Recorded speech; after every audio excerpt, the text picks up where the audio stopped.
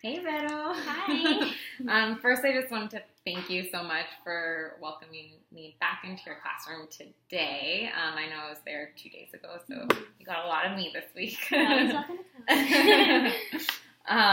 So, how do you feel the lesson went today? I think that I liked, in the beginning, reviewing, especially for the lower group, to review each shape, because I think that's the most important part for them to actually know why it is the shape that it is. So I think that went well with them, sharing and really, seeing who understands what the shape is and why. But the timing, the management was not the way I wanted it to be. So that's great. I noticed a lot of the things that you said. So first, I know that when we met earlier, we were talking about just being really prepared for the lesson with the anchor charts and lesson internalization, and it was clear that you had done all of that work, so it was awesome. And then the other thing that we said the last time was having that poker face during your text for understanding, and I definitely saw you working on that. So there was a point in the lesson where one of the students was sharing about you did it for all the shapes, but for the triangle in particular, and then you had them agree or disagree after he said this is a triangle because it has 3 sides and 3 corners. And then you had a very clear poker face and allowed the students to truly show you what they knew and what they didn't know. So that was an awesome thing to see just in a couple days that you've been working on. And then the other thing that I saw from the last time we spoke too is that you really did differentiate and split those groups so that you could meet the needs of all of them and really see, like you said, key in on what they know and what they don't know. So that was great. So talk to me a little bit more about what you noticed from that. You said it showed, you were struggling with the pacing a little bit, and then there was the positive that came out of that, turning and talking and really focusing on that initial warm-up activity.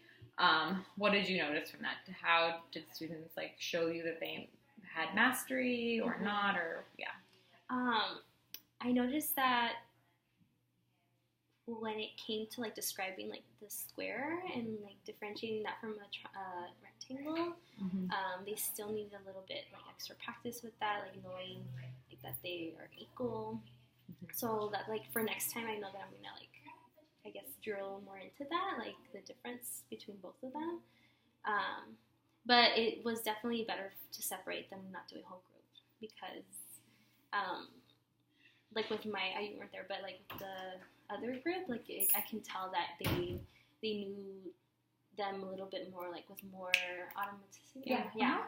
They knew them more, and they were able to describe why it was the shape that it was. But I still noticed that some of the students in the higher group still need extra practice also in square and rectangle. So that's probably something that everybody can benefit from. Yeah, for sure. Awesome. So I'm wondering though if I could have done that one up faster. Yeah. Okay. So that's kind of where some of the things that I noticed. So my main pushes for you were around the pacing. Yeah. And then 100%, particularly during TPS time.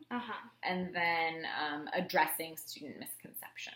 So all of those things really correlate, and I think the root of it, so the root of the pacing and the root of the 100% during that TPS time is the misconception that students are having. Yeah. Okay. So you noticed, and you weren't sure earlier in the week who got it and who didn't. Once you separated them, you can see that especially the low group is really struggling with many different parts of it, right? Yeah. First about the pacing, and I know just to give you some of the evidence, the bulk of the lesson was spent on the warm-up, where you were reviewing shapes, and again, that's it is really valuable, but I think the idea is that it is a quick warm-up, and that they that they know those things already because you've learned them earlier in the week, Mm-hmm. but they don't. So then you were like trying to address that in the moment, right? Yeah. And having those discussions. So the warm up went from 10 to 10:15, and the introduction to new material started at 10:16, and the GP began at 10:24. Yeah. And then I left after that. Yeah. So that was like just the breakdown, so you know where you were and how long each portion was taking. Yeah. And then the cool thing is that I have some video too. So I'm going to just play you a portion, just like one of your TPSs with students so you can see sort of like what's going on a little bit more. Yeah. And I want to like try and do this a little bit more so you can see what's going on. Not just what's going on, but like all the great things that you're doing, and then all the things that, you know, it's really hard to sort of step back on until you see and you're like, oh my gosh. So video can be a really powerful tool that I want to start using a little bit more. Cool. So let's just take a look.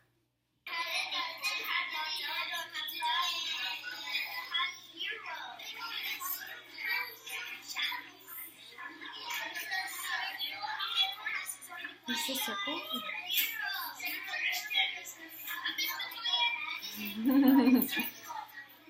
I meant to show you that. Oh, no.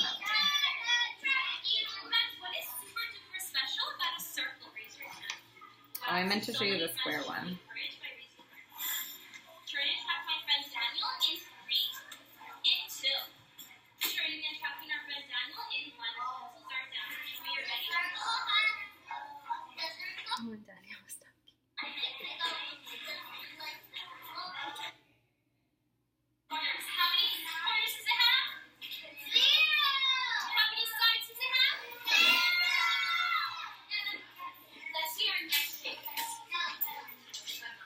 I guess I'm good here.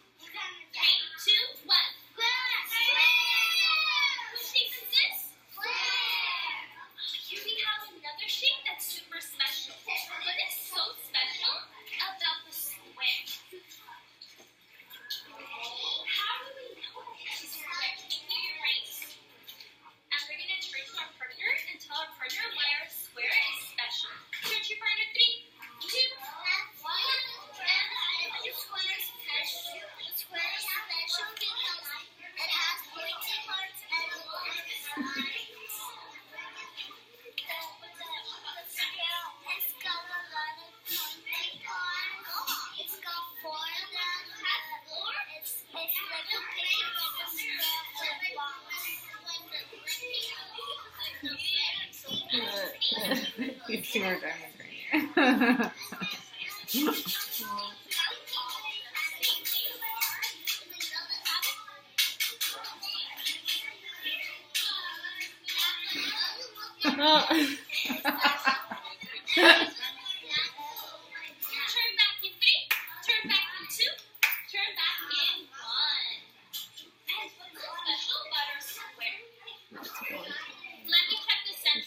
Yeah.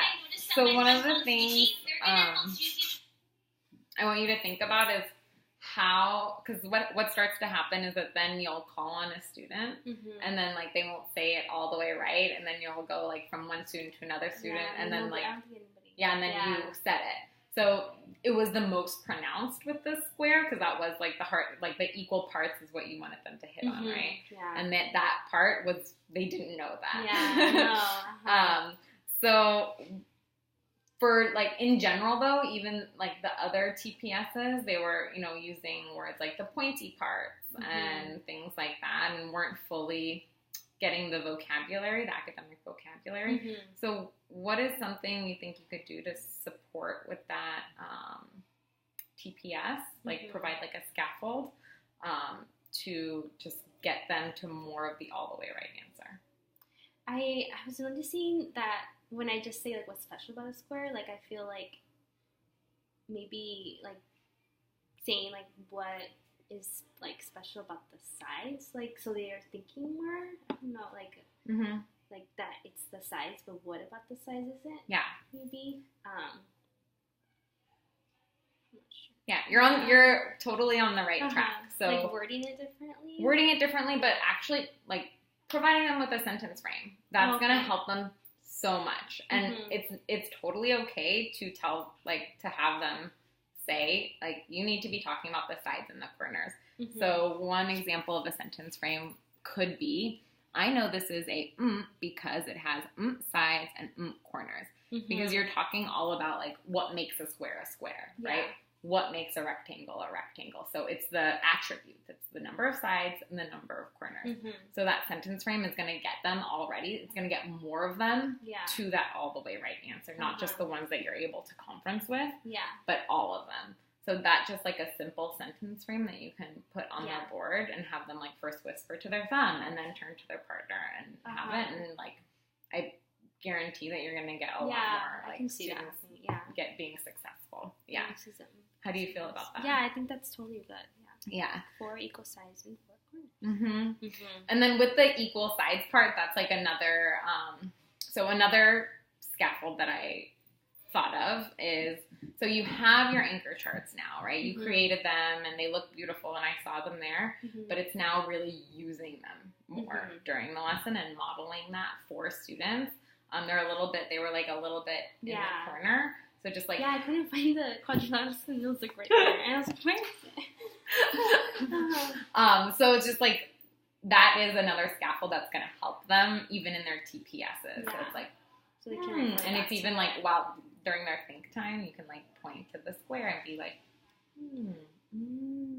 you know? Yeah. Just to sort of give them that additional and that's scaffold. Gonna help the time too. Totally. And the language for them is especially difficult. It's hard in general, but like some of them are easier than others. But having the words there next to the pictures and just like the beginnings, like highlighting the beginning sounds is really going to help them too, just with their academic language. So all of those scaffolds with, you know, providing them with the sentence frame and using those anchor charts that you have, that's going to support that, those misconceptions that students are having. And then that's going to improve your pacing and students are going to know more of what to do during those TPSs. Yeah. So they're like, the pointy parts, and then they start playing. Yeah. So, what do you think as far as next steps? I think that like creating those sentence strips for them, or like just actually like maybe even writing it on the board or sentence strips, so that they know, and like me saying it before, telling your partner, I know this is it because, and then using the anchor chart more too, like moving them higher, for them to see. And then like pointing to it more, because I haven't been as much. I think like the first day I was like drawing what things can look like, and then I was like haven't been like really using them. Or else like why are they up there? Yeah. And then for the independent work, that's gonna like if you're utilizing them during the GP and IP, then they're gonna, or GP and like warm up and stuff, they're gonna be able to, I know that's a resource that I can use to help me. Exactly. Yeah. Cool. And then what about pacing? I feel like I kind of need to remember, like, I can set timers, like I see. No, but like I remember I used to have like a timer for like when it should end. Yeah. But I don't have any for like when it should in the lesson when it should. Yeah. When I should be moving on. I have what's happening between 9:50 and 10? We're counting to 100. Okay. And then I'm like sending them to centers. Okay. Do you think that could be like that time could be like to 5 minutes or something, or is it just because the recess transition time takes time? Yeah, that too. Yeah. I feel like it should be like I was talking to my neighbor. I think it should be like 5 minutes. Yeah, because the counting to 100 should take like 1-2 minutes. Yeah. Yeah. And then I think just like tightening that so that the transition can be happening more. Yeah, like warm up should be over by like 10. Right? By 10:05. Yeah, for sure. And I think that will just help with the rest. Yeah. Yeah. So I should like start. They should be like doing IP like at 10:20. 20? Yeah. Yeah, I would say IP should start at 10:20. So between like 10 minutes of GP Mm-hmm. together. Yeah, and even, I mean, you can even, like, have them work on the IP because I know that was your, you know, lowest group. So having them, like, setting a timer for, like, 10:20, but then having them work on the carpet for, like, the first 5 minutes. Yeah, I usually have them, like, stay so I can see. Oh, mine? Yeah. I know. Yeah. How does that feel? Good, yeah. I had a question about the higher group because yesterday I had them, like, label, like, the whole word. Okay. But as far as, like, timing, today I had them, like, just label the first sound. I don't know if that's... I think that the high group can... Like, there's some that, like, yeah, like, they have no problem. There's, like, some, like, bubbles that spend so much time trying to write that they don't do it. Yeah, I think it's fine. Yeah. Okay. Yeah. Another thing to consider is, I know, like, Moki has it, like, phonetically, because it's not like they know what they're writing. Yeah, So like it's, circle. Rectangle. So it's only a few letters. Yeah. So it's, like, when they're, especially when they're writing it, like, just, like, write it how it sounds. It's not even really valuable for them to be, like, looking at the poster and, like, copying the word, you know. Because they don't. Yeah. Yeah, that's good. Awesome. Thank you so much, Vero. Yeah.